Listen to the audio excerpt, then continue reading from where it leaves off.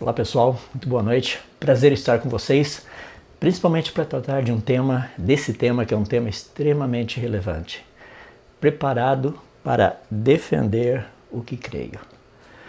Nem todas as pessoas estão preparadas para isso. Eu imagino que você esteja ciente.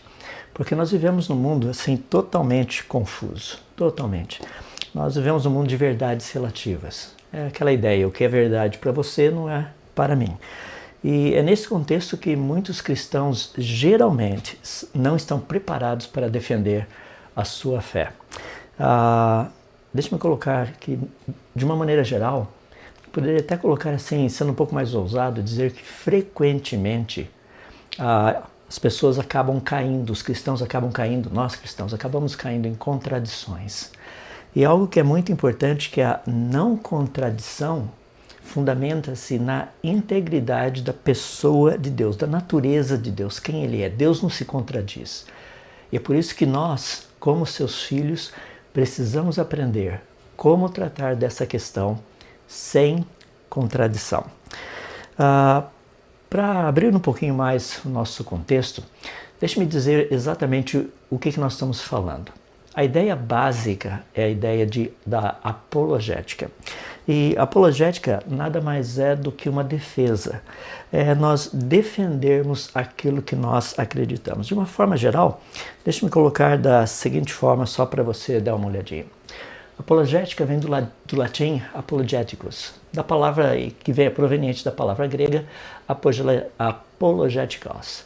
É derivado de uma outra palavra grega também, apologia, que significa uma defesa verbal. Em outras palavras, é um conjunto de argumentos ou escritos racionais fundamentados na justificação de uma afirmação, teoria ou doutrina religiosa. É muito importante para nós podermos entender esse contexto pelo seguinte: a defesa da fé é fundamental.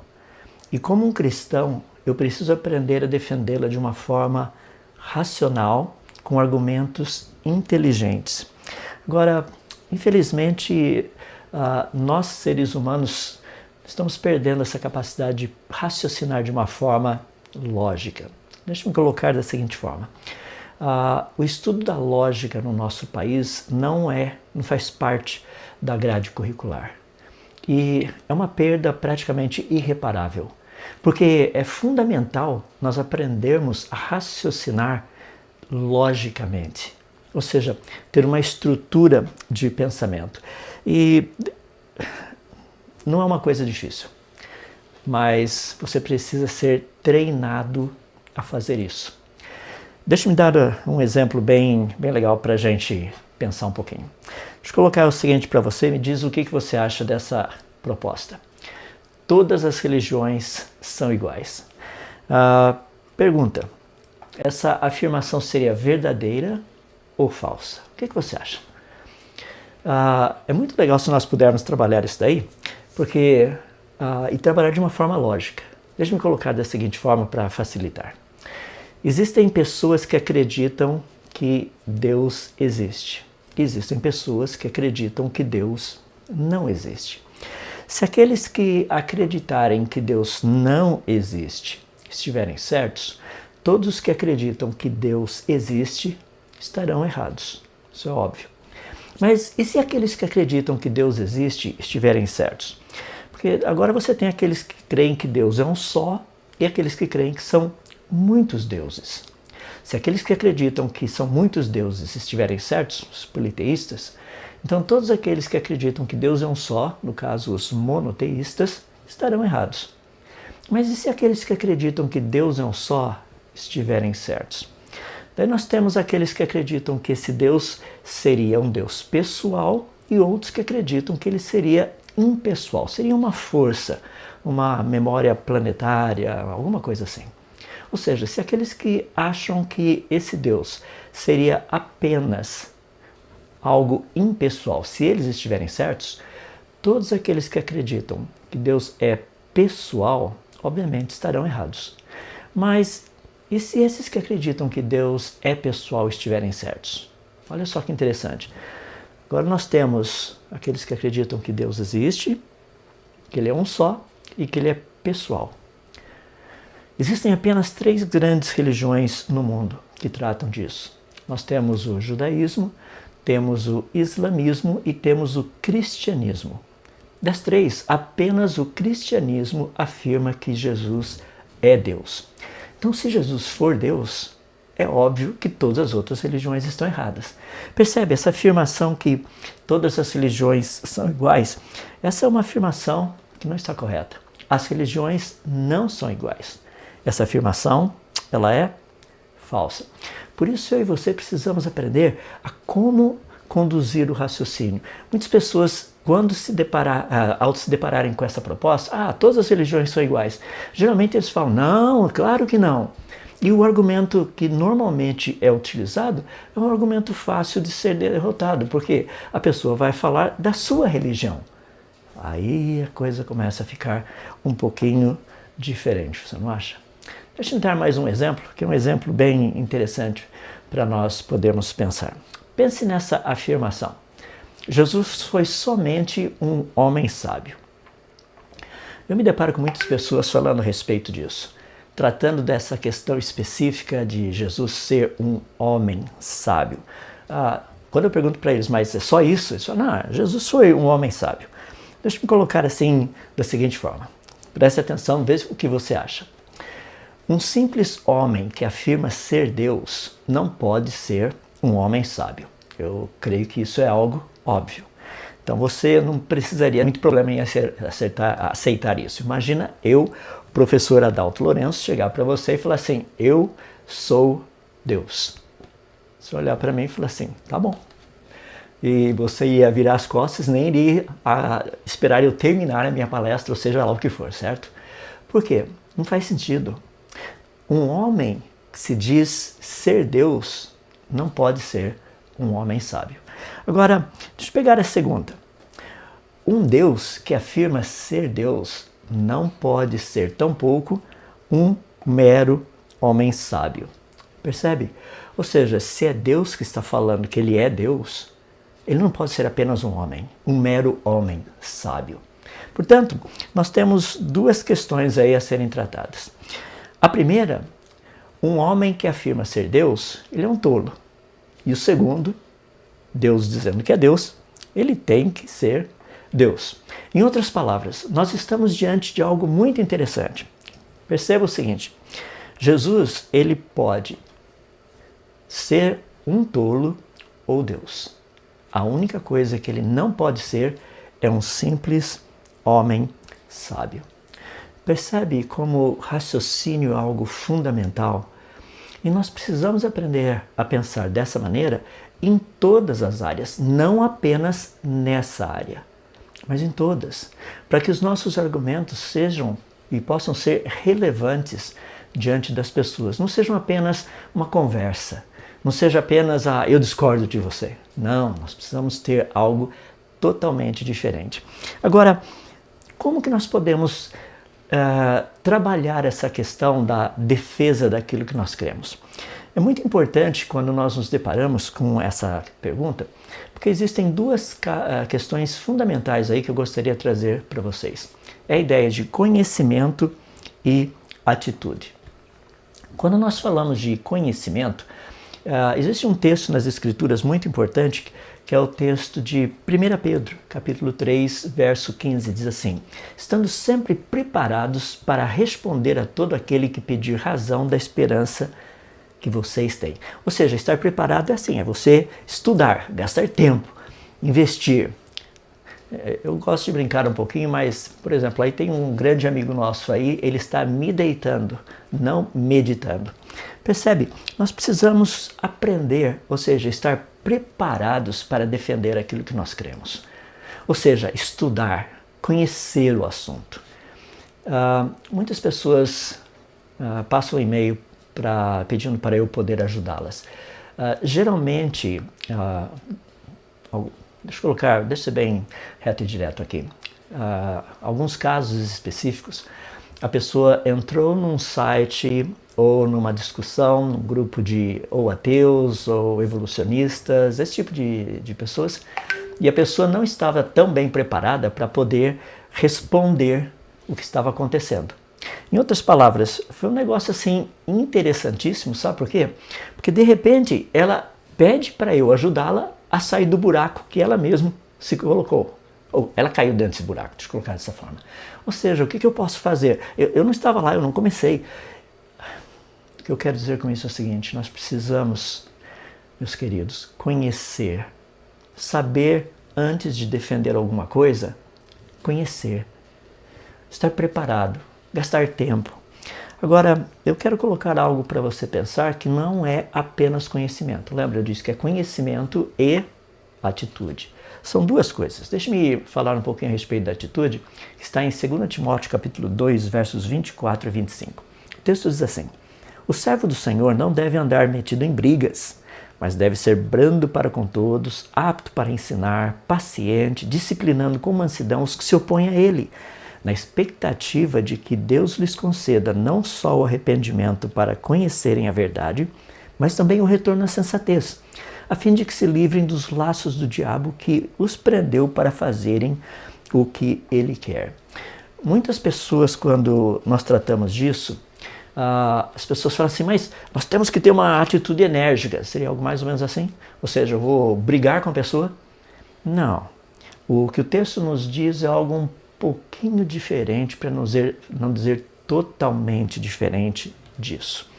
Deixe-me explicar o porquê.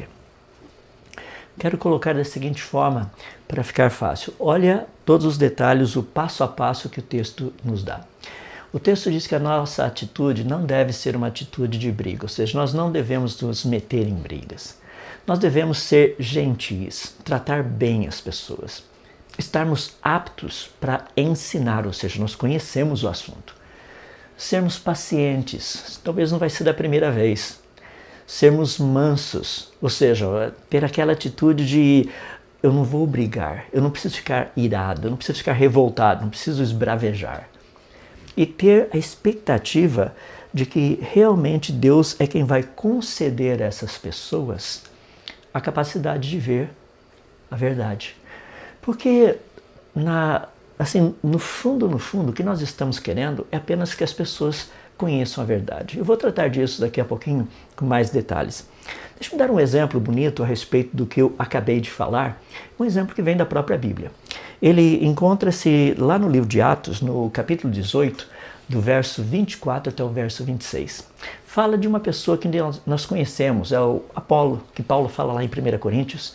Diz o seguinte: nesse meio tempo chegou a Éfeso um judeu natural de Alexandria, chamado Apolo, homem eloquente e poderoso nas Escrituras.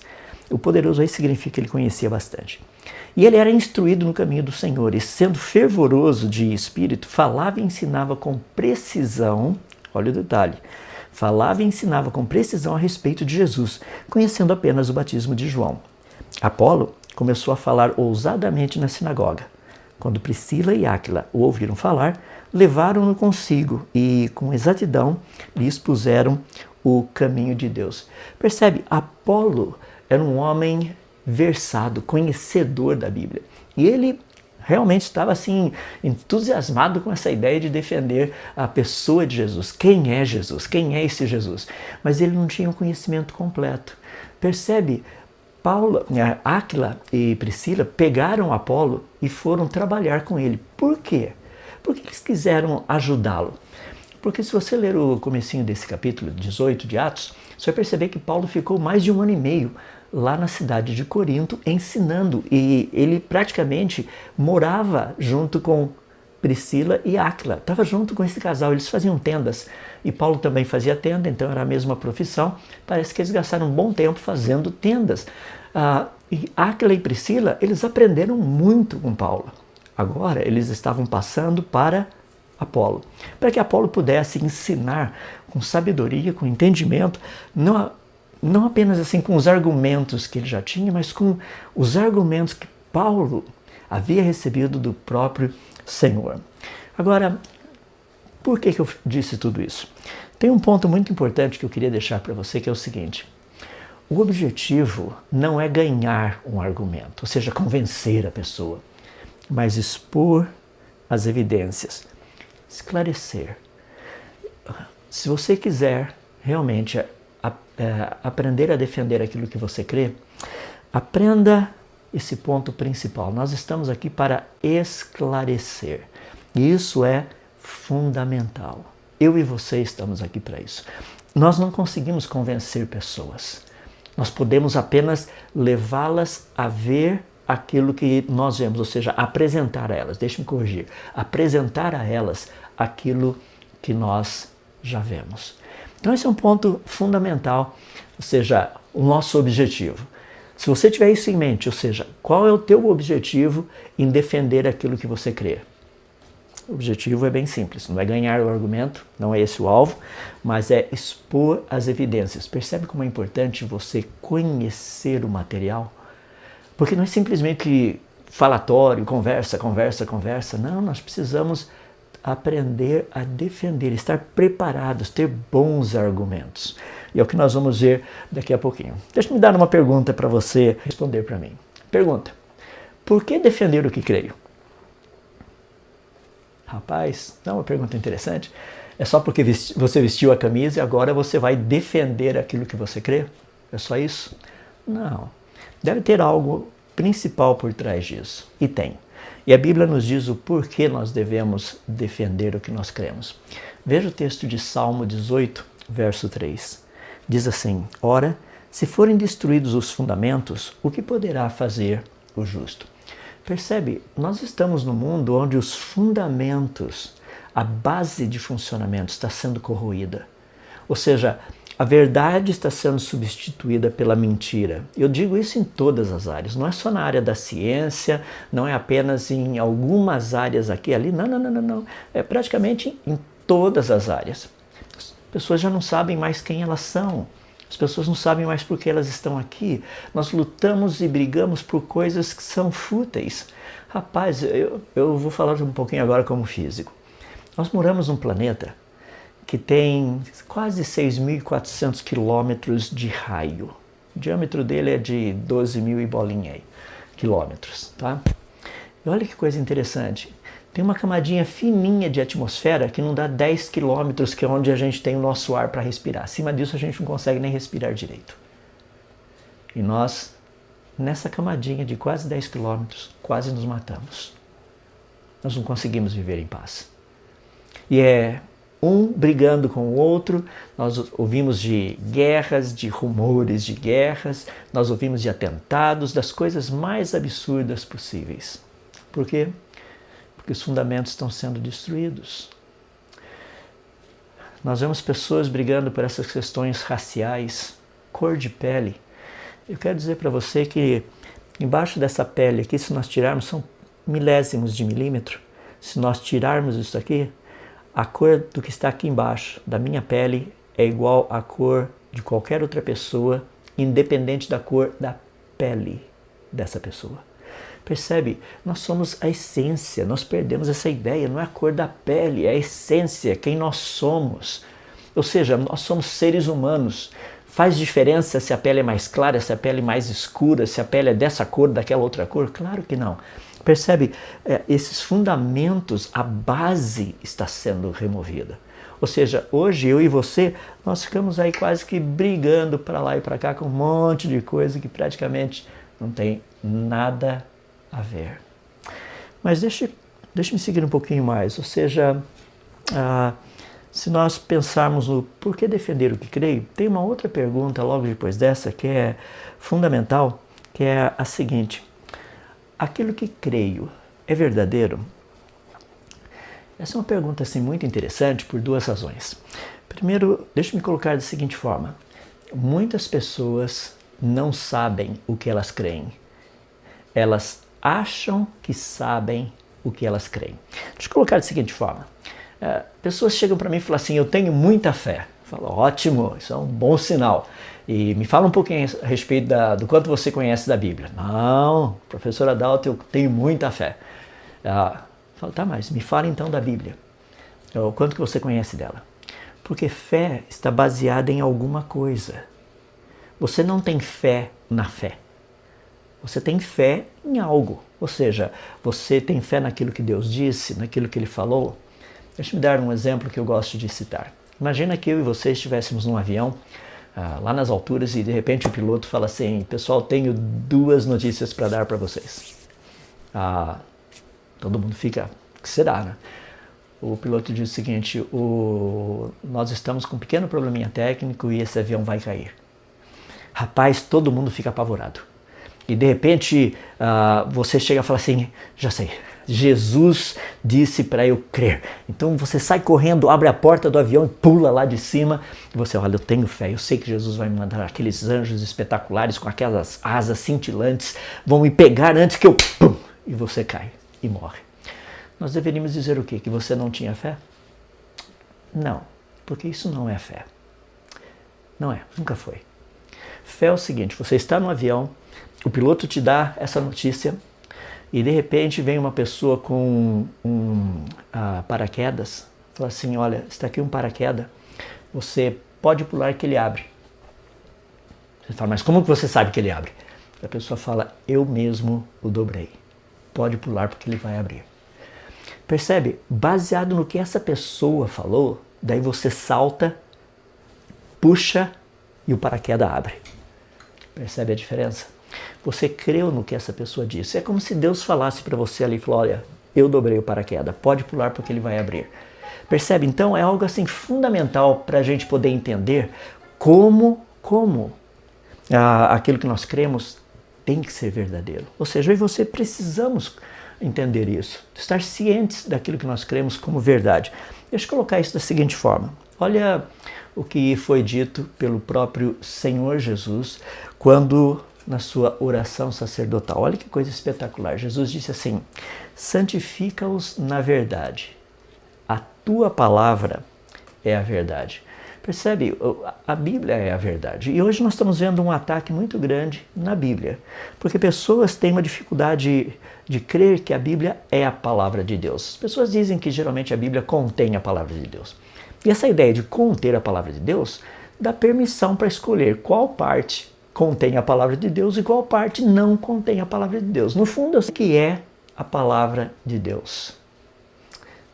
Pelo que nós entendemos, desde o primeiro versículo de Gênesis, capítulo 1, até o último versículo de Apocalipse, capítulo 22, tudo que está ali é a palavra de Deus. Não contém a palavra de Deus, é a palavra de Deus. É exatamente o que Deus queria que eu e você soubéssemos. Por isso que tem uma pergunta agora que é também fascinante, que é onde eu gostaria de trabalhar um pouco mais com vocês, que é a seguinte: o que eu creio? Na verdade, o que nós cremos? Porque pessoas acreditam em muitas coisas. E, obviamente, num webinário como esse, seria impossível nós cobrirmos toda a gama de variações de coisas que os cristãos acreditam. Por isso, eu quero tratar com 2 específicas, é onde nós vamos focar os argumentos principais a respeito daquilo que nós acreditamos. Os 2 são literalmente os seguintes. Nós cremos na existência do Deus que se revelou, olha o detalhe, na existência do Deus que se revelou e na criação de todas as coisas conforme Deus revelou. Muito importante esses 2 aspectos pelo seguinte: as pessoas têm dificuldade de entender que o Deus da Bíblia é um Deus muito diferente daquilo que eu e você conseguiríamos criar. Deixe-me colocar esse aspecto, falando a respeito da existência de Deus, da seguinte maneira. Sobre a existência de Deus, olha só, não é possível provar cientificamente a existência de Deus. Não tem como fazer isso. Como também não é possível provar cientificamente a inexistência de Deus. Em outras palavras, tanto a existência quanto a inexistência de Deus não podem ser comprovadas por meio da ciência. Ou seja, não existe uma maneira científica que eu consiga provar que Deus existe. Como também não existe uma maneira científica que eu consiga provar que Ele não existe. As pessoas, talvez você esteja pensando o seguinte: mas o que isso significa? Isso significa que a existência ou não de Deus não é uma questão científica. Ou seja, nós não estamos tratando de ciência. Você pode ter 10 doutorados para provar que Deus não existe. Você não vai conseguir usar nenhum deles. Por quê? porque não se prova cientificamente que Deus existe ou que Deus não existe. Percebe? Agora aí entra um aspecto que é muito importante, eu coloquei agorinha de pouco, que eu gostaria que nós avaliássemos, que é o seguinte: a pessoa de Deus. Ou seja, como que eu consigo defender a existência de Deus? Qualquer Deus? Não. O Deus que se revelou. O Deus que se revelou nas Escrituras. O Deus que se revelou na Bíblia. Por que isso é tão importante? Olha o que Deus fala a respeito dele se revelar. Isaías capítulo 65, verso 1 diz assim: Fiz-me acessível aos que não perguntavam por mim. Fui achado pelos que não me procuravam. A uma nação que não chamava pelo meu nome, eu disse: Eis-me aqui, eis-me aqui. Percebe que coisa espetacular? Deixa eu colocar para vocês como Paulo cita esse versículo no livro de Romanos. Ele está usando a Septuaginta, aquela versão do Antigo Testamento na língua grega. Olha que interessante o que Paulo diz. Isaías diz ousadamente: Fui achado por aqueles que não me procuravam, revelei-me àqueles que não perguntavam por mim. Isso é lá em Romanos capítulo 10, verso 20. Percebe que coisa espetacular? O Deus da Bíblia, ele se revelou. Nós não criamos o Deus da Bíblia.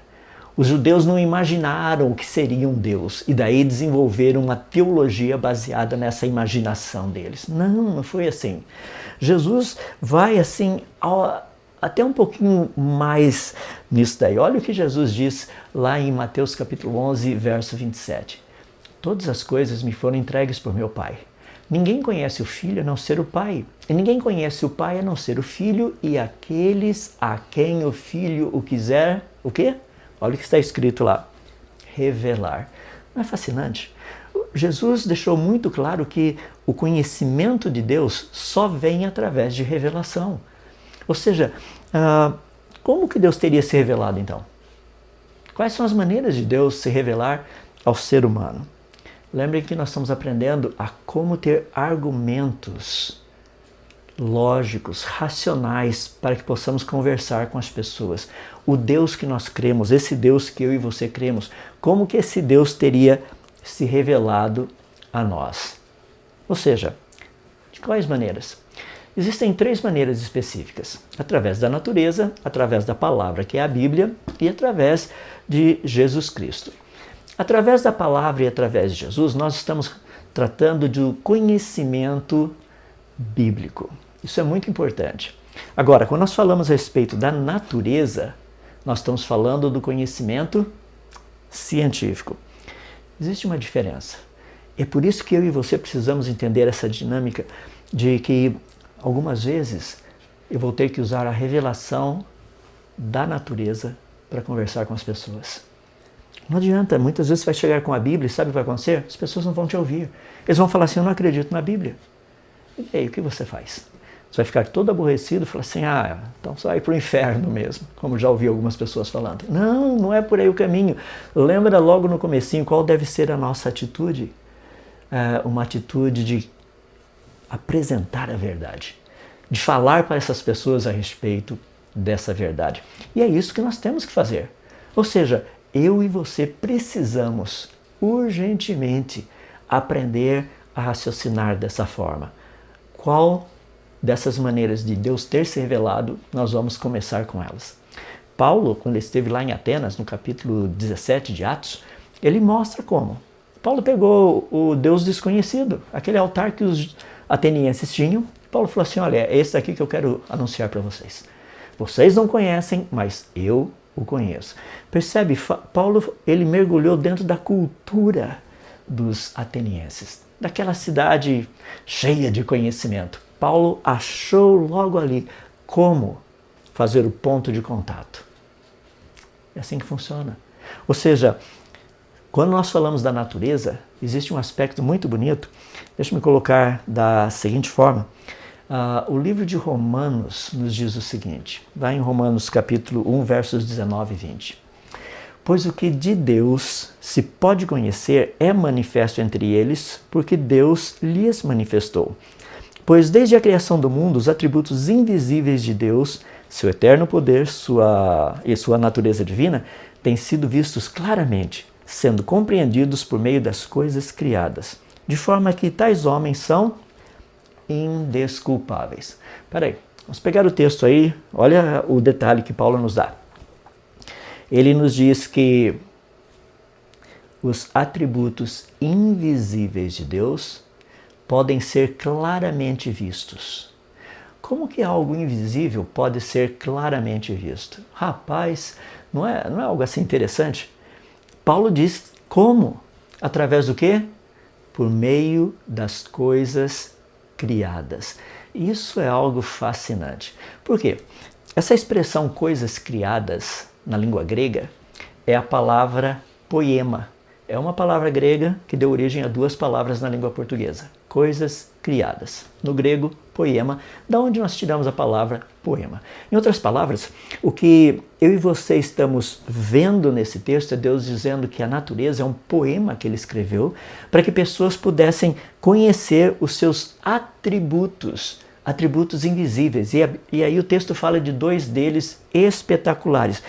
Um deles está falando a respeito da sua natureza divina e o outro do seu eterno poder. Ou seja, o eterno poder de Deus, a gente percebe como as coisas funcionam, continuam funcionando. Principalmente, imagina só os naturalistas que dizem que o universo tem 13,8 bilhões de anos. Rapaz, a coisa está funcionando até agora. Precisa ser um poder praticamente eterno para manter tudo isso funcionando. Porque nós conhecemos as leis da física. Rapaz, é espetacular isso. Mas tem um outro aspecto aqui, que é conhecer a sua natureza divina. Nós vamos tratar disso daqui a pouquinho para perceber como que a natureza divina se manifesta na natureza. Mas Deus também usou algo muito bonito, que é através da sua palavra. Lá no livro de Hebreus, capítulo 1, verso 1, nos diz o seguinte, que há muito tempo Deus falou muitas vezes e de várias maneiras aos nossos antepassados por meio dos profetas. Ou seja, houve da parte de Deus o desejo de mostrar às pessoas, através de uma revelação específica sua, por meio de uma palavra escrita. E é fascinante porque nós vemos que todo esse material ficou ali. Ficou literalmente pronto para a gente poder ver e ler. Tanto é que eu e você lemos a Bíblia. Justamente são os pensamentos desse Deus que se revelou, que nós vamos tratar daqui a pouquinho a respeito disso. Mas ainda existe uma terceira maneira através da qual Deus se revelou, que é através da pessoa de Jesus. O verso 2 de Hebreus capítulo 1 nos fala sobre isso. Diz assim, olha, mas nestes últimos dias falou-nos por meio do Filho, a quem constituiu herdeiro de todas as coisas e por meio de quem fez o universo. O Filho é o resplendor da glória de Deus e a expressão exata do seu ser, sustentando todas as coisas por sua palavra poderosa. Ok, agora nós estamos vendo algo assim muito interessante. Deixa eu colocar da seguinte forma para você. Nós temos a pessoa de Jesus, nós temos a palavra e nós temos também a natureza. O que nós podemos aprender a respeito disso? Na verdade, como que Deus se revela então a nós? Primeiro, vamos dar uma olhadinha como que Deus se revela nas Escrituras. Dá uma olhadinha que coisa fascinante. Através da Bíblia, nós aprendemos sobre as suas promessas, a sua justiça, o seu caráter, os seus pensamentos, os seus juízos, o seu amor, a sua misericórdia, a sua graça, a sua verdade, o seu perdão, a sua soberania, a sua, literalmente, bondade, estou até perdido aqui, fidelidade, a sua justiça. Ou seja, todas essas características espetaculares que Deus tem. A Bíblia nos dá isso daí. A Bíblia mostra um Deus pessoal. A Bíblia mostra um Deus sábio em como resolver o problema da desobediência humana. Como resolver essa questão e continuar sendo justo. Quer ver? Uma das coisas que nós vimos aí é sobre a justiça de Deus. Deixa eu me colocar da seguinte maneira para você entender. Muitas pessoas têm dificuldade de entender por que Jesus teria que morrer. E como Deus poderia ser justo. Ou seja, como Deus pode ser justo com uma ofensa? Deixa eu colocar um exemplo bem prático. Imagina que você tenha sido assaltado e o ladrão praticamente levou todo o teu dinheiro, teus cartões de crédito, ou seja, deixou você zerado, tá? Usou tudo isso aí, deixou uma dívida para você pagar, que é um negócio absurdo ainda. Só que o ladrão foi preso. Agora chega o dia do julgamento. Coisa espetacular. Então você vai falar, finalmente, agora justiça vai ser feita. O juiz chama o ladrão e diz, ô, senhor ladrão, o senhor fez muita coisa ruim, mas olha, eu estou te perdoando. Eu vou perdoar tudo, o senhor pode ir embora, tá perdoado, não vou nem te mandar para a cadeia. Rapaz, você, diante dessa situação que foi roubado, o que você diria para esse juiz? Quer dizer, o senhor juiz, peraí, que história é essa? Ei, esse homem aqui é um ladrão, ele me roubou. Como que o senhor pode ser justo perdoando esse cara? E agora? Percebe o que Deus fez? O que Deus fez foi mais ou menos assim. Percebe esse ladrão? O juiz diz o seguinte, senhor ladrão, o senhor realmente cometeu coisas horríveis. Eu vou fazer o seguinte, eu vou pegar do meu dinheiro, vou dar para essa pessoa da qual você roubou, vou acertar todas as contas, tudo aquilo que ele perdeu e até mais, vou ressarci-lo de tudo com o meu dinheiro. O juiz vai lá, pega, faz um cheque, muito acima do valor de tudo aquilo que você perdeu por causa do roubo. E daí o juiz vira para o ladrão e diz o seguinte, agora você está perdoado. Você chamaria esse juiz de injusto? Não, porque a dívida foi paga. Percebe como que Deus precisou fazer, o que Deus fez para que nós pudéssemos ser justificados sem que ele fosse injusto. É por isso que as outras religiões têm problema com isso. Ou seja, você oferece algumas coisas lá e ótimo, daí você está perdoado. Peraí, como que a dívida foi paga? Ou não tem dívida para ser paga? Percebe? Ou seja, quando nós olhamos nas Escrituras, na Bíblia, nós aprendemos a respeito de como Deus, perceba o que eu estou falando, como o caráter de Deus, esses atributos maravilhosos que o Senhor Deus possui, são colocados claramente para que nós possamos vê-los, para que nós possamos entendê-los e compreendê-los, e até mesmo poder evangelizar as pessoas de uma forma coerente. Ou seja, usando, por exemplo, essa ideia da justificação que eu acabei de citar agora.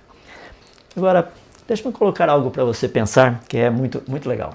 Que é o seguinte, o Deus apresentado pela Bíblia não pode ser o resultado da criatividade humana. Pessoal, deixa eu falar para vocês, olha, nós não somos tão inteligentes assim para criarmos o Deus que a Bíblia descreve. Rapaz, misericórdia, eu até brinco com as pessoas, já não tem como.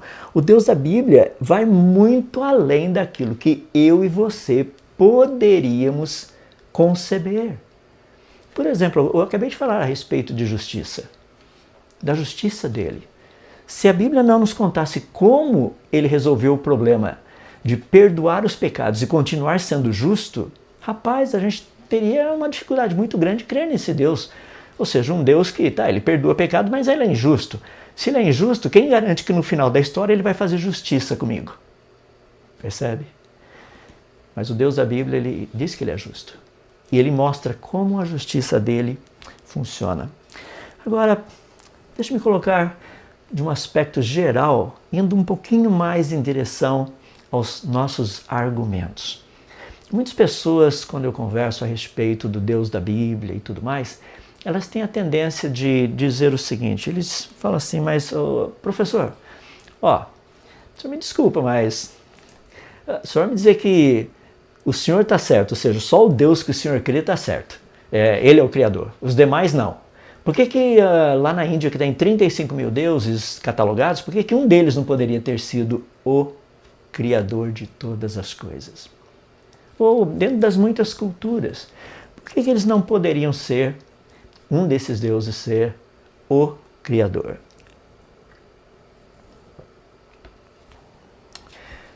Existe uma razão para isso.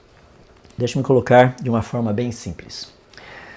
O Deus da Bíblia, é o Deus que se revela como uma triunidade divina. É aquilo que nós chamamos de trindade. Eu sei que muitas pessoas têm dificuldade de entender isso e existe muita conversa indo para lá e para cá dizendo, não, mas a Bíblia diz que Deus é um só. E é verdade, Deus é um só. Só existe um único Deus. Mas esse único Deus se revela a nós em três pessoas.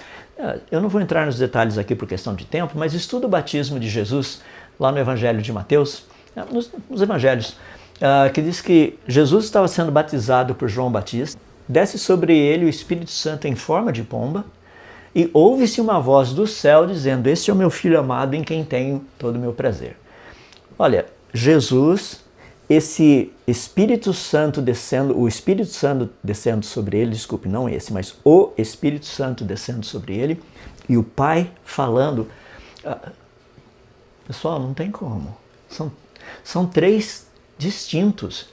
E as pessoas falam, mas é um Deus. Eu entendo que é um Deus. É por isso que a Bíblia nos leva a ver justamente isso. O Deus da Bíblia, ele é formado por Pai, que é Deus, o Filho, Jesus Cristo, que é Deus, e o Espírito Santo, que é Deus. Deixa eu pegar e ler o texto só para você ver. Vamos lá. Lá em Mateus capítulo 3, versos 16 e 17, diz assim, depois de batizado, Jesus logo saiu da água. E eis que os céus se abriram, e ele viu o Espírito de Deus descendo como pomba vindo sobre ele. E eis que uma voz do céu dizia, este é o meu Filho amado, em quem me agrado. Dá uma olhadinha. Nós temos Jesus, logo saindo da água, nós temos o Espírito de Deus, e nós temos a voz vinda do céu. Ou seja, três pessoas, um Deus. Eu sei que muita gente tem dificuldade em entender isso, é por isso que eu sou muito grato a Deus. Eu fiz física e a matemática me ajudou muita coisa nisso daí. Perceba que nossas grandes descobertas nas áreas da ciência nada mais são do que aquelas coisas que Deus tinha prazer que nós soubéssemos. E parte da criação dele. Deixa eu dar um exemplo bem legal, que eu imagino que você vai gostar. Se eu lhe perguntasse, quantos triângulos você está vendo aqui? Bom, a resposta seria quantos? Um, certo? Fantástico. Deixa eu fazer uma pergunta para você. Esse lado de baixo do triângulo sozinho, ele é triângulo? Não, sozinho ele não é triângulo, é um segmento de reta. E esse outro lado do triângulo sozinho, ele seria triângulo? Não, claro que não. Ele também seria um segmento de reta. E se nós pegássemos esse outro lado do triângulo sozinho, ele seria triângulo? Claro que não, ele é segmento de reta. Ou seja, quando você tem os três juntos, você tem três triângulos? Não, você tem um triângulo. A definição de triângulo é um objeto de três lados. Não existe triângulo de 4 lados, de 5 lados, de 2 lados, de um lado. Se for triângulo, tem 3 lados. Olha que coisa fascinante. Se for Deus, tem que ter 3 pessoas. Muita gente tem dificuldade de entender isso. É por isso que pessoas confundem o Deus da Bíblia com o politeísmo. Eles acham que são muitos deuses. Não, não são muitos deuses, são um Deus. Muitas pessoas chegam e falam assim, não, mas se é um Deus, então não pode ter várias pessoas. Claro que pode. Não somente pode, como o Deus da Bíblia se revelou mostrando que é assim. Ele é um Deus que se manifesta em 3 pessoas. Ou seja, se nós quiséssemos olhar de uma forma bem específica, eu diria o seguinte, que a característica principal e única do Deus da Bíblia é essa, ser 3 em 1. Perceba, 3 em 1. Agora, por que essa é uma característica importante? Lembra que foi Deus quem a revelou para nós, senão nós não saberíamos, nós não teríamos a menor ideia. Nós jamais conseguiríamos imaginar um Deus formado por 3 pessoas. Isso não é parte do nosso raciocínio. Ou seja, nós temos uma noção do que poderia ser. Por exemplo, uma família. Tem o pai, tem a mãe e os filhos. Mas é uma família? Sim, mas tem pessoas distintas. Todas elas fazem parte da família? Sim, todas elas fazem parte da família. Mas são pessoas distintas? São pessoas distintas. Percebe? Existem muitos exemplos que Deus criou, porque foi Ele quem estabeleceu a família, para que nós pudéssemos entender melhor o que significa ser Deus. É por isso que o Romanos diz que a natureza divina pode ser claramente vista por meio das coisas criadas. Quer ver? Deixa eu dar um exemplo para você bem simples aí, eu acho que você vai entender. Pare e pense a respeito do tempo. Olha que coisa fascinante. O tempo possui passado, presente e futuro. 3 em 1. O espaço, a mesma coisa. Altura, largura e profundidade. O espaço também é 3 em 1. Se nós pegarmos a matéria, a base da matéria, nós temos prótons, nêutrons e elétrons formando o átomo. 3 em 1. Se nós pegarmos, por exemplo, as cargas elétricas, nós temos a carga positiva, a neutra e a negativa. 3 em 1. Se nós pegarmos, por exemplo, os campos, nós temos o campo gravitacional, o campo elétrico, o campo magnético. 3 em 1 novamente. Se nós pegarmos a natureza de uma forma geral, nós temos tempo, espaço e matéria. 3 em 1. Pessoal da química, se você pega uma solução química, aí você tem ácida, neutra e básica. Que coisa espetacular. Se você pega no sangue, a matriz celular, nós temos as hemácias, temos os leucócitos e temos os trombócitos. Fantástico também. Se você pega a pele humana, que eu estava falando agora de pouco lá, nós temos a epiderme, a derme e a hipoderme. 3 em 1 de novo. Se você pega a música, por exemplo, você tem melodia, harmonia e ritmo. Ou seja, 3 em 1.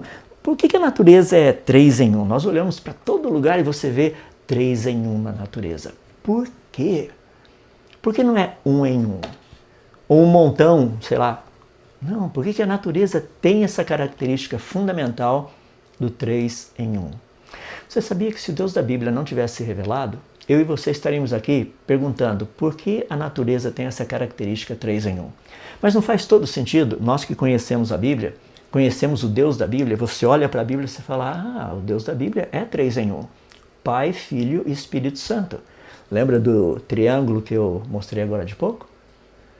E quer ver que detalhe interessante? Vou usar mais um pouquinho do triângulo. Se você pegar, por exemplo, dois lados do triângulo, você consegue discernir onde termina um lado e onde começa o outro? Ali na pontinha. Em nenhuma das 3 pontas você consegue definir onde um termina, onde o outro começa. Não é interessante? Percebe? Essas características são características muito bonitas para a gente poder entender, portanto, um pouquinho mais do Deus da Bíblia e termos argumentos. Percebe? Nós não vamos conseguir convencer as pessoas, mas nós podemos mostrar a elas que o Deus da Bíblia, que se revela como sendo um Deus em 3 pessoas, ele tem essa característica que também nós encontramos na natureza, ou seja, o 3 em 1 que a natureza possui. Deixa eu colocar de uma forma assim um pouquinho mais, vamos avançar um pouquinho mais, deixa eu colocar dessa forma. Olha que coisa fascinante quando nós começamos a olhar um pouquinho a parte da ciência aí, uma das áreas que mais me fascina no conhecimento científico são as leis da natureza. As leis científicas que nós chamamos, leis da física, por exemplo, são leis que mostram como esse universo funciona, como as coisas funcionam. Se eu derrubar uma coisinha aqui, ela cai. Por que ela cai? Ela cai se a luz estiver acesa, se a luz estiver apagada, cai aqui, cai lá na China também, cai na África, cai em qualquer lugar, cai. Percebe? São leis. Então, o nosso conhecimento dessas leis é algo fascinante. Dá uma olhadinha. Vamos ver o que nós podemos aprender. Primeiro, queria deixar bem claro que o que as leis da natureza nos ensinam é algo espetacular, porque as leis da natureza, essas leis científicas, possuem características peculiares. E sem essas leis científicas, a natureza não existiria. Não haveria natureza. Percebe? As coisas funcionam porque existem leis. Bom, vamos trabalhar isso aí. Vai ser bem legal. Eu poderia gastar muito tempo aqui, mas eu quero apenas usar... Lembre-se que eu estou dando agora alguns argumentos. Lembra do 3 em 1? Deixa eu mostrar as leis da natureza, como essas leis da ciência mostram também esse aspecto da pessoa de Deus. Porque pessoas chegam para mim e falam assim, eu tenho muita dificuldade de aceitar esse Deus da Bíblia. Tem umas características ali, então vamos lá. Eu vou colocar algumas só para você poder ver e vamos ver o que acontece aí. Primeiro, deixa eu olhar com você essa característica fascinante que nós encontramos os atributos de Deus na nessas leis científicas. Veja só, as leis científicas baseiam-se em regularidades. Uma coisa interessante. Portanto, leis e regras não se autocriaram. Olha que interessante. Leis e regras não se criam. Ou seja, não foi a natureza que teria produzido as leis da natureza. Nem os cientistas. Nós não criamos essas leis. Nós literalmente, sabe o que nós fazemos? Nós descobrimos essas leis. Olha que coisa espetacular. Ou seja, a Bíblia nos ensina que o Deus da Bíblia, Ele é o grande legislador. Ele é o que deu as leis, não só leis morais, cíveis, leis religiosas, como a Bíblia deixa claro que Ele é quem estabeleceu as leis que regem todo esse universo. As leis que nós descobrimos, essas leis na ciência. Deixa eu colocar mais uma aqui. Pensa a respeito disso. As leis científicas não mudam, portanto, imutabilidade é algo real. Não é fascinante? Deus é imutável. Deixa eu dar mais uma aqui para você pensar. As leis científicas agem em todo lugar, portanto, onipresença é real. Deus é onipresente. Mais uma. As leis científicas atuam com a mesma intensidade em todo lugar.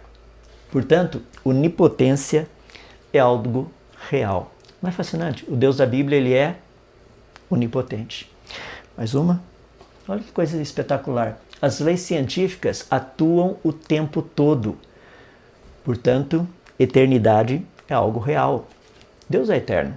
Imagina se você acordasse hoje pela manhã, quer dizer, amanhã de manhã, e literalmente a gravidade não está funcionando. Rapaz! E as leis que nós conhecemos sobre eletricidade e magnetismo. O Sol parou de funcionar. E a lista vai. Ou seja, percebe como essas leis são fundamentais? Deixa eu dar mais uma para você poder avaliar aí. As leis científicas não podem ser vistas ou tocadas. Portanto, aquilo que é imaterial e invisível é também real. É interessante que o Deus da Bíblia, ele é imaterial e invisível, mas ele é real. As pessoas chegam para mim e falam assim, mas eu não consigo ver, não vejo Deus. Como é que você sabe que ele existe? Eu falo assim, você consegue pegar a gravidade? Você consegue abraçá-la, segurá-la? Você nem vê, mas você sabe que ela está lá. Olha que coisa interessante. Mais uma para você aí. As leis científicas são absolutas. Portanto, absolutos existem. Absolutos existem. E Deus é absoluto. Eu, uma vez, estava numa universidade, achei muito interessante uma pessoa criticando, falando assim, mas é um absurdo ouvir tudo isso. O senhor está dizendo que absolutos existem? Todos nós sabemos que absolutos não existem. Tudo é relativo. Perguntei a ele, o senhor tem certeza? Como é que alguém poderia ter certeza que absolutos não existem? É impossível isso. Porque você teria que estar absolutamente certo. Caso contrário, seria impossível você aceitar que absolutos não existem. Você pode falar assim, eu acho que absolutos não existem. Tá bom. Mas isso é apenas achômetro. Deixa eu colocar mais uma aí sobre as leis da natureza. As leis científicas nunca falham. Caso contrário, elas não seriam leis. Portanto, infalibilidade é algo real. O Deus da Bíblia diz que ele é infalível. As leis científicas também não são meras criações da mente humana. Elas são verdades descobertas. Portanto, verdade existe e não é relativa. E Deus é verdadeiro. Quando nós pensamos nisso, imagina essa característica específica das leis da natureza, ou das leis científicas. As leis científicas estão acima da existência do universo. Portanto, transcendência é real. Deus da Bíblia, ele é transcendente. Não é algo fantástico? Ou seja, que Deus da Bíblia é esse? O que seria isso? Olha só, precisamos parar e pensar que Deus da Bíblia seria esse. Ele é transcendente. É algo fascinante quando nós pensamos a respeito da pessoa dele. Quero dar só mais algumas para você poder parar e pensar. Daí eu queria usar um argumento e daí nós já vamos caminhar para a reta final. Se eu pudesse colocar para você o seguinte, que as leis científicas mantêm seu domínio até mesmo as menores partículas da natureza, ou seja, nada escapa dessas leis. Portanto, imanência é real e Deus é imanente. Se você parar e pensar, as leis científicas são racionais. Portanto, existe uma racionalidade no universo que não é proveniente da natureza. A Bíblia nos informa que Deus é racional. As leis científicas são articuladas, expressas, comunicadas e compreendidas através da linguagem humana. Essas características são de personalidade. Portanto, a natureza possui um aspecto pessoal. Olha que coisa incrível. Natureza possui um aspecto pessoal. Como é que pode ser algo assim? Ou seja, deixa eu parar e pensar com você. Como que a natureza poderia ter esse aspecto pessoal? Porque Deus é pessoal. Porque Ele é um Deus pessoal, totalmente pessoal. Eu queria deixar mais a última delas aqui, só para você pensar, que é a seguinte. As leis científicas, ao serem descobertas, demonstram a existência daquilo que é incompreensível. Portanto, incompreensibilidade é algo normal. Percebe? O Deus da Bíblia fala que ele é um Deus também incompreensível. Ou seja, como que nós podemos trabalhar isso? Essa incompreensibilidade. Porque o Deus da Bíblia, ele é além disso. Pois bem, entrando na reta final aí, vocês percebem que as leis da natureza, elas possuem características que são as características que Deus, o Deus da Bíblia, possui. As mesmas características.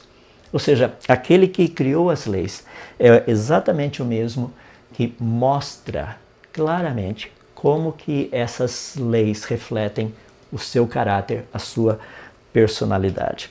Agora, eu mencionei para vocês, não é possível provar que Deus existe. Não tem como nós fazermos isso.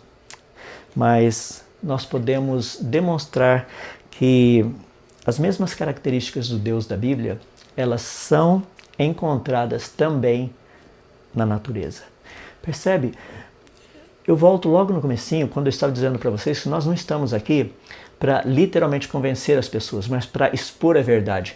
O que eu estou dizendo é que as características que nós encontramos na natureza, esse 3 em 1 que a natureza possui, é a característica do Deus da Bíblia. É o que define a sua natureza divina. Quando nós olhamos para a natureza, 3 em 1 em todo lugar, o que isso quer dizer? Para que isso aponta? Quando nós pegamos as leis científicas, essas características que essas leis possuem, elas são as mesmas características que nós encontramos também no Deus da Bíblia. São as mesmas. Percebe? Existe uma correlação, ou seja, o que a Bíblia fala sobre a pessoa de Deus é exatamente aquilo que a natureza mostra como suas características. Aí é que entra o problema. Muitas pessoas nesse ponto falam assim, mas então Deus e a natureza são a mesma coisa. Não. Aí é que está o problema. Por quê? Porque nós percebemos que essas leis que estão na natureza não foram criadas pela natureza. Percebe a diferença? Ou seja, tem que ser algo de fora para poder criar essas coisas. Ou seja, para a gente poder entrar e discutir todo esse ponto, eu queria dar algo apenas para você poder parar e pensar, que é o seguinte. Nossa crença no Deus da Bíblia não é irracional. Repetir, a nossa crença no Deus da Bíblia não é irracional. Percebe? Porque muitas pessoas olham para o fato de crer em Deus como um salto no escuro. Não é isso que Deus propõe. Não é um salto no escuro. Nunca. O que Deus pede é que nós creiamos na revelação. Lembra como eu comecei falando a respeito da revelação da pessoa de Deus? Quem Ele é, a sua revelação, Ele se revelando a nós, Ele mostrando quem na verdade Ele é. Pois bem, reta final, dá uma olhadinha. E como fica então o aspecto da criação? Ou seja, na criação de todas as coisas conforme Deus revelou. É muito importante nós entendermos esse aspecto. Nós estamos tratando, nesse caso, justamente sobre as origens. Lembra, eu coloquei que duas coisas que nós iríamos tratar. A primeira é sobre a existência de Deus, esse Deus que se revelou, e a segunda seria sobre as origens. Esse aspecto das origens é algo assim muito espetacular para a gente, por duas razões. Primeiro, nós temos algo que a Bíblia nos diz sobre elas. Deixa eu colocar da seguinte maneira. Quando nós vamos lá para Gênesis capítulo 1, verso 1 diz assim: no princípio criou Deus os céus e a terra. Percebe, a Bíblia não começa com um trabalho longo, exaustivo, tentando provar a existência de Deus. Não. A Bíblia já começa com uma afirmação. No princípio criou Deus os céus e a terra.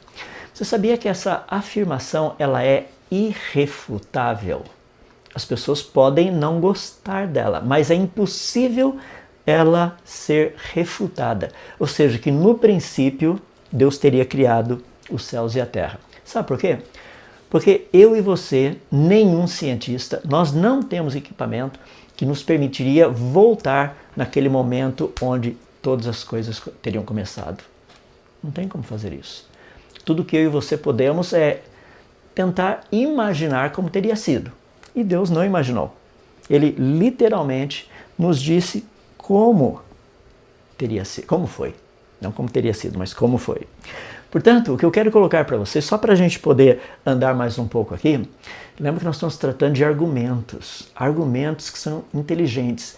Falei para vocês do 3 em 1, o Deus da Bíblia, a mesma característica do Deus da Bíblia é a característica que a natureza possui. Falei que as características, os atributos que o Deus da Bíblia possui, que ele se revela a nós, são os atributos que nós encontramos nas leis científicas. Isso não significa que Deus é a natureza, não é isso, porque as leis da natureza não foram criadas pela natureza. Deus e a natureza são duas coisas distintas, são duas coisas separadas. Ele criou a natureza. Deixa eu dar um exemplo, porque talvez isso aí não tenha ficado muito claro. Eu queria deixar assim, sem sombra de dúvidas. O Deus da Bíblia, ele é eterno. Essa é uma característica dele. E para que nós soubéssemos o que significa ser eterno, olha só que coisa espetacular. Deus criou o tempo. Tendo criado o tempo, agora eu e você conseguimos entender o que significa ser eterno. Não é fascinante? Porque se Deus não tivesse criado o tempo, eu e você jamais teríamos condição de entender o que significa ser eterno. Não teria como. Mas o Deus da Bíblia, de uma forma espetacular, ele nos mostra isso através das coisas criadas. Para e pensa. Imagina se Deus não tivesse criado o tempo e ele chegasse para a gente e dissesse o seguinte: eu sempre existi. O que sempre significa se não existe tempo? E se Deus talvez chegasse e nos dissesse: eu nunca deixarei de existir. O que nunca significa se o tempo não tivesse sido criado? Percebe? Deus cria o tempo para que eu e você entendamos o que significa ser eterno. Aí as pessoas não conseguem raciocinar dessa maneira e começam a fazer perguntas assim: quando que Deus foi criado? Ou quando que Deus surgiu? Deus sempre existiu. O tempo é que foi criado, não Deus. As pessoas invertem. O tempo foi criado. Deus não teria sido criado. Portanto, o que eu gostaria de apenas encerrar mostrando para vocês é o seguinte. É muito importante nós entendermos que a ciência estando devidamente estabelecida e a Bíblia sendo corretamente interpretada, elas nunca entrarão em contradição.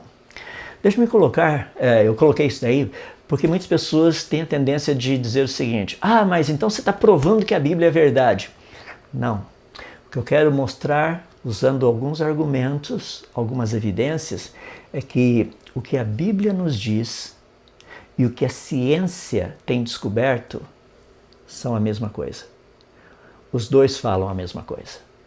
Deixa eu dar um exemplo prático para nós entendermos. O livro de Gênesis, capítulo 1, no verso 2, diz assim: a terra era sem forma e vazia, havia trevas sobre a face do abismo e o Espírito de Deus se movia sobre a face das águas. O que isso significa? Que no início, logo no início do universo, havia água. Essa é uma afirmação que a Bíblia faz. Água no início do universo. Olha que interessante. Se você parar e der uma olhadinha, nós vamos perceber algo espetacular sobre isso. Quer ver? Parece que deu uma travadinha ali. Espero que não tenha sido muita das piores, não. Tecnologia é assim mesmo. A gente vai trabalhando, vamos descobrindo aí como fazer a coisa certa. Olha que coisa fascinante. Então, a ciência descobriu que havia água no início do universo. Ok? Gênesis... desculpe-me. Deixa eu voltar um pouquinho aqui. Não somente a Bíblia afirma que havia água no início do universo, como a própria ciência descobriu que havia água no início do universo. Agora sim. Rapaz, não estou querendo mostrar o slide correto aí pra gente. Vou voltar lá. Segura as pontas um pouquinho. Tem que fazer a coisa funcionar. Que coisa, tecnologia, a gente briga com tecnologia aqui o dia inteiro. Então vamos lá. Agora sim. Água desde o início do universo. Olha que interessante essa descoberta. E foi no dia 10 de novembro de 2011, descobriram uma quantidade absurda de água. Se você olhar ali na parte vermelha, grifado em vermelho, diz assim, olha, é mais uma demonstração que a água encontra-se espalhada no universo, mesmo nas eras primordiais. Como é que é? Água no universo desde as eras primordiais. Rapaz, a coisa está bem interessante.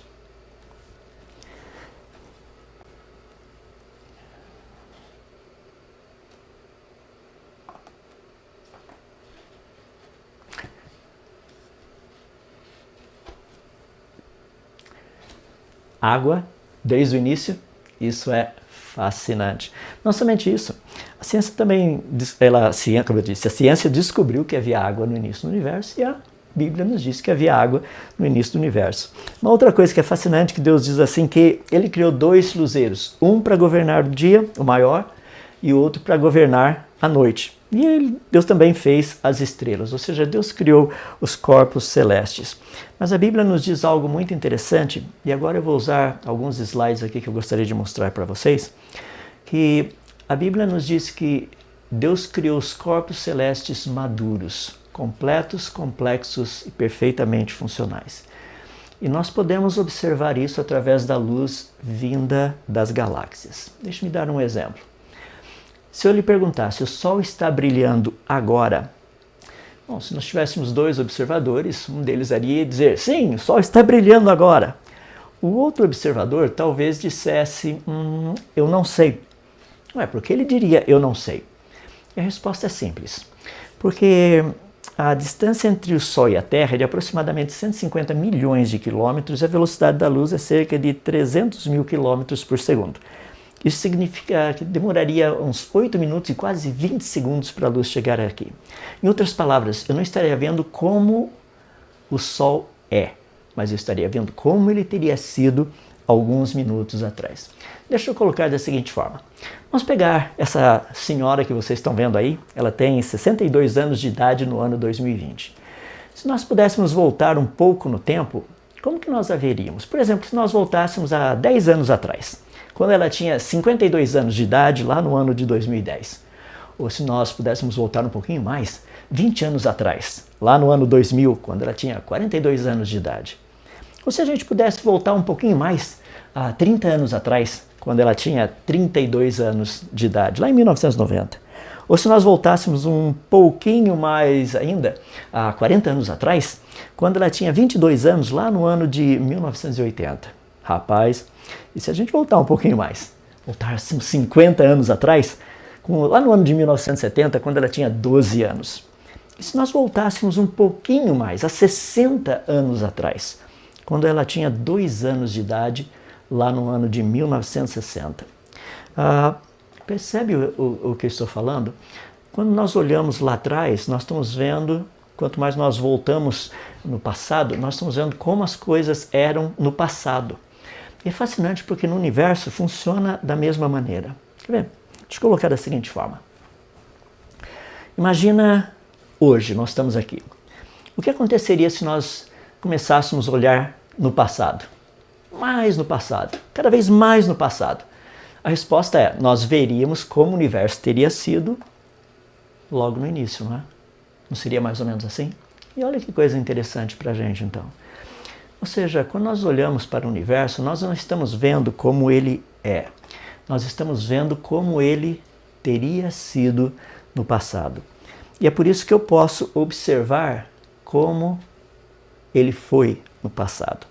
Deixa eu me dar duas propostas aqui. Nós temos aí a proposta dos naturalistas, seria algo mais ou menos assim. Vamos criar uma linha de tempo, tá? E se nós voltássemos a alguns milhões de anos atrás, nós estaríamos vendo como uma galáxia teria sido. Se nós voltássemos algumas centenas de milhões de anos atrás, nós estaríamos vendo como essa galáxia teria sido há centenas de milhões de anos atrás. E se voltássemos a alguns bilhões de anos atrás, nós praticamente estaríamos vendo a coisa logo no seu início. Agora, olha que interessante. Se o universo ele tivesse surgido espontaneamente, quanto mais no passado nós olhássemos, menos coisas completas, complexas nós estaríamos vendo. Por outro lado, se o universo foi criado completo, complexo e perfeitamente funcional, e nós começássemos a ir em direção ao passado, se nós estivéssemos vendo objetos que estão a milhões de anos-luz, nós estaríamos vendo objetos completos, complexos, perfeitamente funcionais. Se nós fôssemos a milhões de anos-luz, tá? Algumas centenas de milhões de anos-luz, nós estaríamos vendo objetos completos, complexos, perfeitamente funcionais. E se nós fôssemos a bilhões de anos-luz de distância, nós estaríamos vendo o quê? Objetos completos, complexos, perfeitamente funcionais. E quero dizer para você que é justamente isso o que nós temos visto. É algo muito interessante quando eu e você podemos olhar de volta o passado. Ou seja, o que nós poderíamos falar a respeito disso de uma forma bem reta, bem direta? É simples. Existem muitas coisas relacionadas com a ciência e as escrituras. A Bíblia afirma claramente que logo no início as galáxias, estrelas eram completas, complexas e perfeitamente funcionais. E é exatamente isso o que a ciência descobriu. Ou seja, tanto para mim quanto para você, essa questão específica da ciência, o seu papel, a sua função, é fundamental. Lembre-se de algo que eu quero enfatizar mais uma vez. Vou colocar aqui na tela para você poder ver. A ciência ela descobriu que as galáxias no início do universo eram galáxias massivas, ou seja, eram completas, complexas, perfeitamente funcionais. Mas o que eu quero colocar é o seguinte: nunca use a ciência para provar a Bíblia. Percebe a diferença? Ou seja, eu não estou usando a ciência para provar a Bíblia. Eu estou, de novo, dizendo que tanto a ciência quanto a Bíblia falam exatamente a mesma coisa. E é isso que eu gostaria que ficasse bem claro para a gente. Daí vem um ponto que é fundamental para a gente, mais um ponto fundamental aqui, que é o seguinte: acima de tudo, deve haver honestidade. Ou seja, perguntas honestas merecem respostas honestas. Já dizia o Dr. Francis Schaeffer, esse é um ponto que eu não sei como poderia colocar de forma mais clara? Pessoal, se a pergunta for científica, a resposta tem que ser científica. Não pode ser uma resposta teológica. Não pode, isso não faz sentido. Pergunta científica, resposta científica. Pergunta teológica, resposta teológica. Deixe-me colocar o porquê disso. Eu vou gastar alguns minutos aqui apenas tratando com vocês sobre os diferentes tipos de criacionismos. Nós temos o criacionismo científico, nós temos o criacionismo religioso, temos ainda o criacionismo bíblico, temos o design inteligente. Deixa-me colocar assim, muitas pessoas falam, isso aí é tudo igual. Não, não são iguais. Existem características específicas de cada um deles e eu gostaria assim de avaliar de uma forma bem importante. O criacionismo científico, a sua proposta principal é que o universo e a vida e a complexidade neles encontrada não teria vindo à existência espontaneamente. Como que nós sabemos isso? Porque existem leis da natureza, existem processos naturais.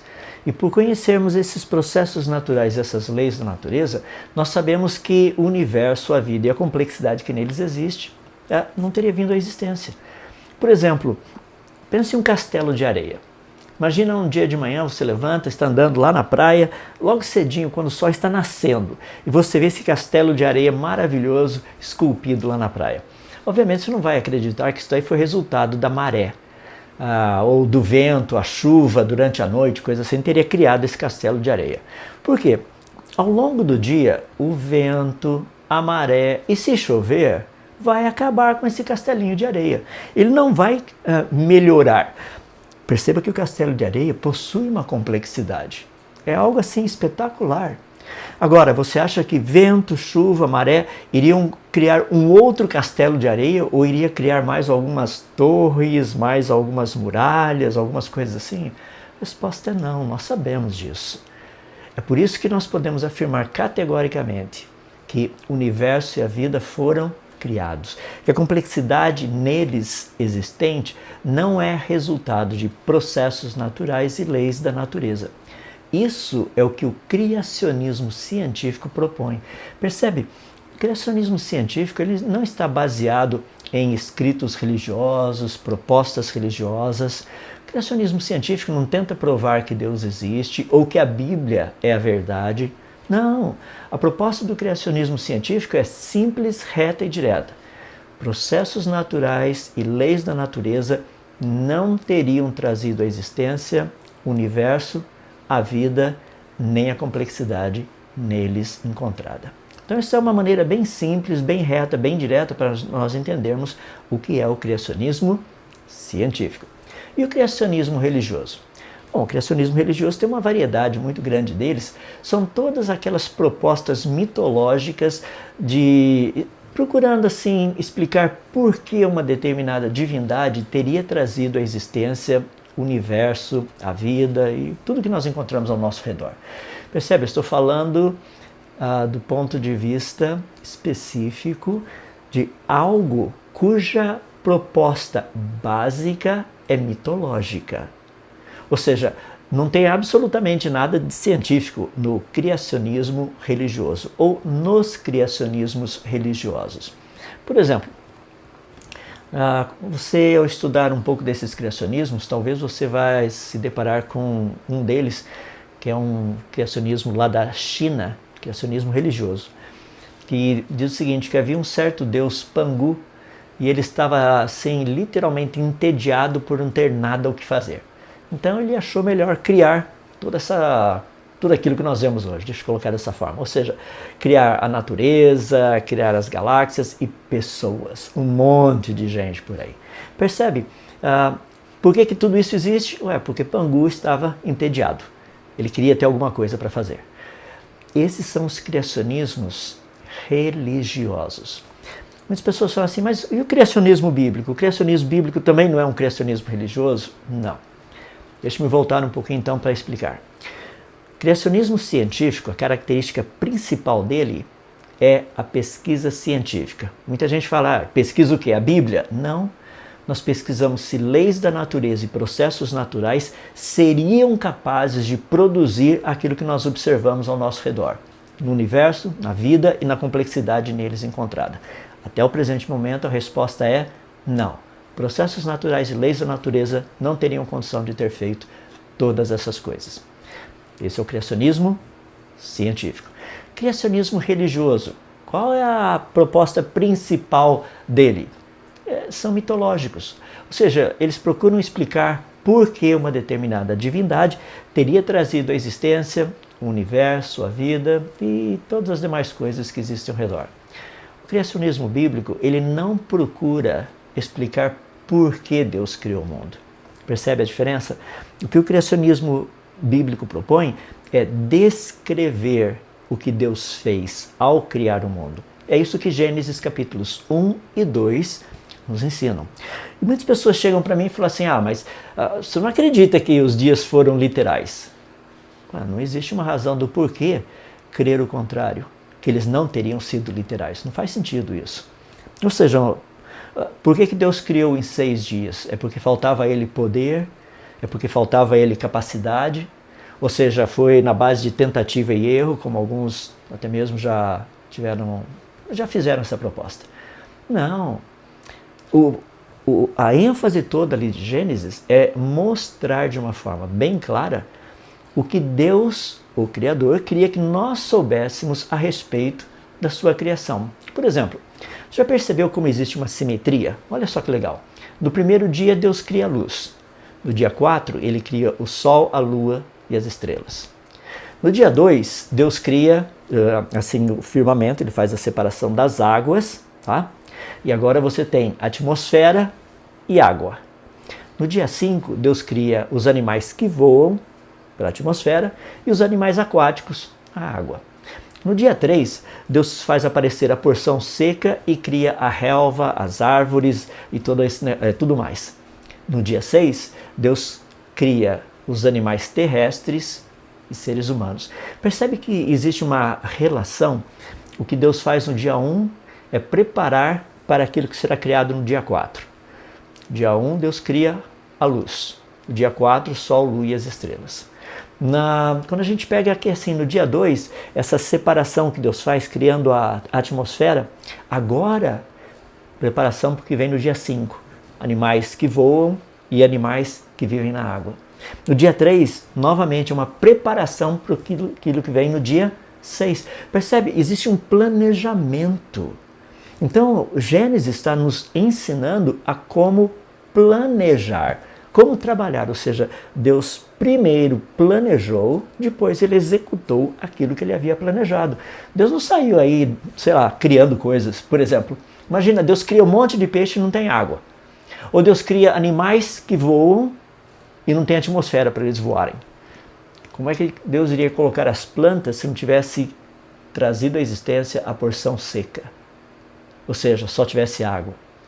Percebe? Existe um planejamento, não somente isso, algo que é muito interessante quando nós olhamos de uma forma bem específica para Gênesis, é a estrutura fundamental que está ali. Olha que interessante. Cada dia da criação nos é dito o que Deus fez, para que serve, e daí Deus faz uma avaliação. A avaliação só não ocorre no segundo dia da criação.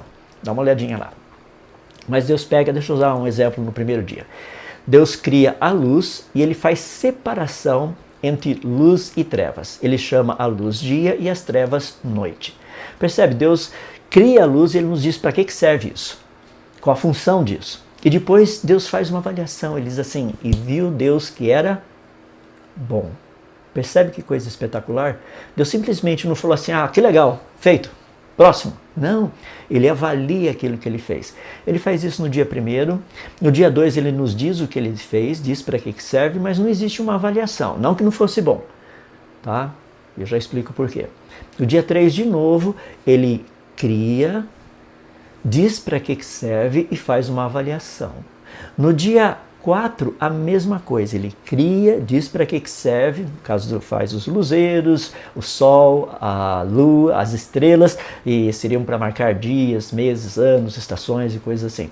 Eu só estou dando um exemplo só para ficar mais claro, ou seja, Deus cria, diz para que serve, e daí no final, e viu Deus que era bom.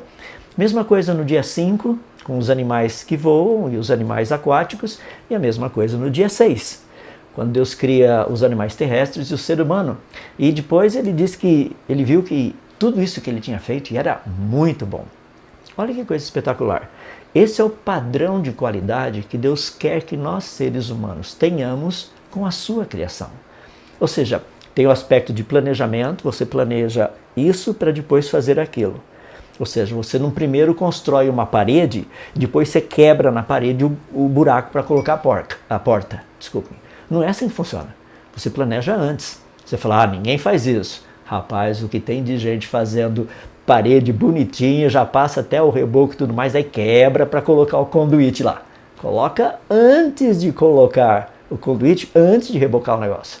Percebe? Deus está nos ensinando a trabalhar. Como viver de uma forma correta nesse mundo. Não somente isso, como trabalhar, mas como avaliar o trabalho que nós estamos fazendo. Percebe que Deus disse que era bom. Deus diz o seguinte, e ele viu que tudo quanto havia feito, e eis que era muito bom. Só para a gente poder terminar como isso funciona, isso é um padrão de qualidade, é como o ISO 9001-2000. Olha que coisa fantástica. O padrão de qualidade ISO, você descreve o processo, diz para que serve e avalia. Vai para o próximo passo. E vai assim até o final. Sabe o que acontece quando você chega lá no final? No final você faz uma avaliação geral da coisa. Ou seja, quando nós olhamos para a Bíblia, nós estamos encontrando o padrão ISO 9001-2000 na primeira página da Bíblia. Em outras palavras, a razão do criacionismo bíblico é para nos mostrar como funciona, ou como funcionar nesse mundo que Deus criou. Percebe? Então, para a gente poder concluir, deixa eu colocar da seguinte forma. Quando nós falamos a respeito desses criacionismos todos, deixa eu colocar assim, vai ficar um pouquinho, acho que ficaria um pouco mais fácil para a gente poder ver. Vamos pegar as diferenças. Imagina um círculo, nesse círculo estaria tudo aquilo que é o criacionismo científico, ou seja, estudo dos processos naturais, das leis da natureza e tudo mais. Fora desse círculo do criacionismo científico, existe o criacionismo religioso, que não tem nada a ver com ciência, somente mitos. Mas, junto com esse círculo, nós encontramos o criacionismo bíblico, ou seja, algumas coisas que o criacionismo bíblico fala são exatamente aquelas que o criacionismo científico também fala. Só que o criacionismo científico não diz que foi Deus. Ele diz que processos naturais e leis da natureza não teriam trazido à existência o universo e a vida, que é exatamente o que nós olhamos e vemos dentro do criacionismo bíblico, não é? O criacionismo bíblico não diz que as coisas surgiram espontaneamente. Ali nos é dito que Deus as criou. E você tem dentro de tudo isso aí o design inteligente. Então, o design inteligente é um pedaço dessa proposta do criacionismo científico, ou seja, é a busca por sinais de inteligência. Você percebe que um pedacinho do design inteligente coincide com aquilo que é o criacionismo bíblico, coincide também com aquilo que é o criacionismo científico. E deixa eu colocar também agora de uma forma bem específica aí a ideia da teoria da evolução. A teoria da evolução tem uns pedacinhos dela que ela fala exatamente a ideia do criacionismo bíblico, também a proposta do design inteligente e ainda o criacionismo científico. Por exemplo, a teoria da evolução fala de espécie ou espécies. Quando você olha o criacionismo bíblico, você vê Deus dizendo que ele criou os animais segundo as suas espécies, as plantas segundo as suas espécies e assim por diante. Quando você olha dentro do contexto de uma forma geral do design inteligente, você vai perceber que o design inteligente também trabalha com espécie ou espécies, a mesma coisa com o criacionismo científico. Ou seja, existem algumas áreas que todos esses criacionismos falam de uma forma específica a mesma coisa. Pode ter interpretação um pouquinho diferente, porque se você pegar a palavra espécie e usar como a biologia naturalista tem usado, é bem diferente do contexto de espécie que a Bíblia usa. O conceito geral é o mesmo, mas a ideia específica é diferente. Pois bem, fazer um pequeno resuminho aí do que nós vimos desde o começo até aqui. Como que nós podemos defender a nossa fé de uma forma inteligente? Você se lembra? Logo no comecinho eu disse que nós vivemos num mundo que está totalmente confuso. Totalmente. É verdade para você, mas não é verdade para mim, ou é verdade para mim, não é verdade para você, é uma confusão toda. Então nós precisamos aprender um pouquinho a como defender a nossa fé. Eu até usei o termo apologética, para a gente ter uma noção do que seria isso, ou seja, usar argumentos racionais, lógicos, para defender uma proposta.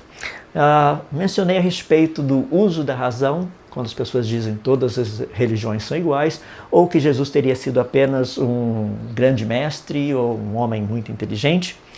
E daí eu comecei a tratar de duas coisas específicas: a importância de termos conhecimento, dominarmos essa área. Não estou dizendo que você precisa ser um doutor, mas precisa ter um conhecimento básico para saber como responder e ter uma atitude correta. Lembra? Só vou citar uma, ver se você ficou antenado. Por favor, não seja uma pessoa que se meta em briga o tempo todo. Não fica brigando. Seja gentil, seja manso, seja uma pessoa pronta, apta para ensinar. Agora, qual seria o nosso objetivo? Nosso objetivo seria a gente ganhar a causa? Não. Nosso objetivo é expor a verdade. E é por isso que é algo fundamental para nós. Expor a verdade. Agora, por que eu deveria, então, defender a verdade? Tratamos disso. Livro de Salmo, lembra? Removido dos fundamentos, o que poderá fazer o justo? Ou seja, eu e você dependemos disso. Deus nos colocou aqui para falarmos da verdade, falarmos a verdade, expormos a verdade. Não somente isso, o que é verdadeiro? O que você acredita como sendo verdadeiro? Não é o que está nas Escrituras, a Bíblia? É isso que nós aceitamos como verdade ou como verdadeiro. Ou seja, e afinal de contas, o que nós cremos? Muitas coisas. E o que eu procurei tratar aqui são apenas duas delas. O Deus que se revelou e o Deus que nos revelou como todas as coisas teriam vindo à existência. E o que eu procurei mostrar ao longo dessa caminhada é deixar bem claro duas coisas bem específicas, que são as seguintes. Nós não usamos a ciência para provar que a Bíblia é a verdade, ou que a Bíblia está correta. Não é isso. O que nós procuramos mostrar é o que a Bíblia fala e o que a ciência tem descoberto naturalmente andam lado a lado. Você não precisa fazer força. Você não precisa tentar encaixar.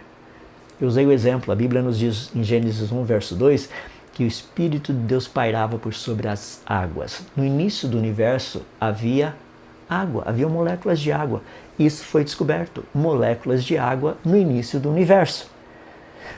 A Bíblia nos diz de uma forma fascinante que Deus trouxe à existência as galáxias, ou seja, os corpos celestes, completos, complexos, perfeitamente funcionais. A ciência tem descoberto o quão massivo são os corpos celestes logo no início do universo, o que significa que eles já estão completos, complexos, perfeitamente funcionais. Percebe? A gente não precisa fazer força para encaixar os dois. Não, eles naturalmente se encaixam. Sabe por quê? E aí onde eu gostaria de terminar. Porque o autor da Bíblia, quem a escreveu, é o mesmo que compôs o poema chamado Natureza. Deus não iria dizer uma coisa na sua palavra e dizer uma outra coisa na natureza, sendo que ele é o autor de ambos. Não, ele não falaria isso.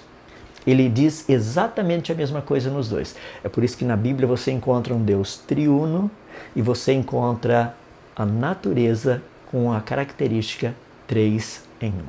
É por isso que nós podemos olhar e estudar todas essas coisas e saber como defender a nossa fé de uma forma inteligente. Seria impossível cobrir todas as opções, todas as possibilidades. Mas eu espero que realmente Deus possa usar isso que está sendo passado para que seja o começo de uma caminhada, onde nós vamos poder usar de uma forma inteligente, de uma forma racional, tudo aquilo que Deus nos tem dado. Eu queria encerrar colocando algo que é muito importante para você. Eu já mencionei isso. Acima de tudo, honestidade. Nós precisamos ser honestos. Se a pergunta é científica, a resposta deve ser científica. Se a pergunta for teológica, a resposta tem que ser teológica. Percebe? Não é difícil isso, mas nós precisamos estar preparados, como disse Pedro, para dar resposta à razão que há em nós. Só um pouquinho daquilo que nós podemos fazer. Meus queridos, olha, você não queira saber o quão animado eu estou para ver o que isso vai se tornar na sua vida. Tem se tornado na minha ao longo desses mais de 40 anos. Tem sido algo fascinante, sabe? Poder conhecer o Deus das Escrituras, conhecer a natureza e ser ensinado por Ele, a responder a quantidade de perguntas que são feitas com respeito à pessoa dele e com respeito às obras das suas mãos.